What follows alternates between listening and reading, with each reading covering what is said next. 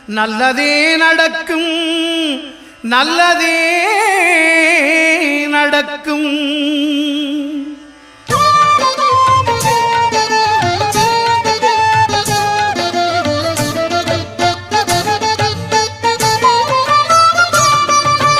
ஒன்பது கோளும் ஒன்றாய் காண அங்கு கற்பகம் என்னும் கடவுளின் மெய்யில் ஒன்பது கோளும் ஒன்றாய் காண